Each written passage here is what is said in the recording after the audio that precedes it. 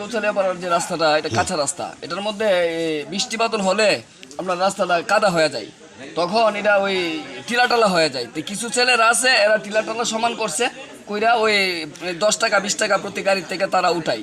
ওই 10 টাকা 20 টাকা উঠাইতে গিয়া 10 টাকা 20 টাকা দিতে গিয়ে সেরা ওই কথা কাটাকাটি নিয়ে আজকের এই দরবারের সূত্র। আচ্ছা, কি যে রাস্তায় মাটি ফালাইছিল, ওই যারা ফালাইছিল তারা নাকি 10 টাকা কইরা চান্দা নেওয়ার মতো একটা ফিক্সড করে দিয়েছিল, 10 টাকা 20 টাকা এরকম দিন। এই জিনিসটা নিয়ে আসলে হয়।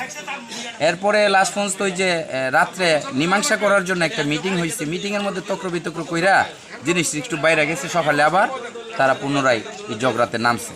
তো যাই হোক, জগরাতে নামছে, জগরাতে এলো পাথারি জগরা।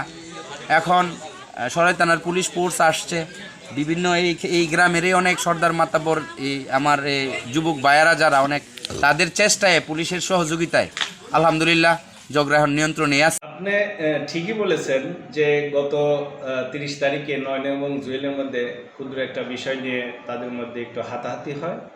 এই বিষয়টা নিয়ে গত 1 তারিখে তেরোকান্দা গ্রামের সর্দারদের নিয়ে তাদের একটা আপোষ মীমাংসার জন্য একটা সালিশি বৈঠক হয়।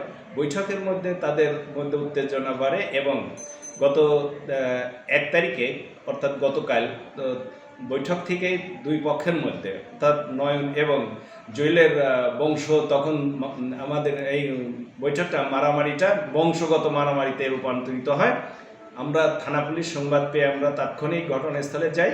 পুলিশের উপস্থিতিতে গত 1 তারিখ সন্ধ্যার পরে আমাদের নিয়ন্ত্রণে আসে তাদের মধ্যে যে মারামারি ঘটনা ছিল।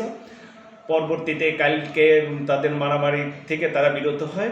আজকে অর্থাৎ 2 তারিখ সকাল 7 ঘটিকার সময় আমার কাছে সংবাদ আসে যে তেরোকান্দে গ্রামে জুয়েল এবং নয়নের পক্ষদ্বয়ের মধ্যে পুনরায় গণ্ডগোল শুরু হয়েছে। আমি আমার সঙ্গে ফোর্স নিয়ে ঘটনাস্থলে যাই এবং আমাদের উপস্থিতিতে গণ্ডগোল আমরা নিয়ন্ত্রণ করতে সক্ষম হই এবং ঘটনাস্থল থেকে আমরা 6 জনকে এ পর্যন্ত আটক করতে পেরেছি এবং কিছু টেটা বল্লম ঘটনাস্থল থেকে আমরা উদ্ধার করতে পেরেছি। পরবর্তী সংঘাত এড়ানোর জন্য আমাদের ঘটনাস্থলে পুলিশ মোতায়েন আছে এবং ঘটনার সাথে যারা অপরাধী তাদেরকে আমরা আটক করবে এবং তাদেরকে আইনের আওতায় আনব।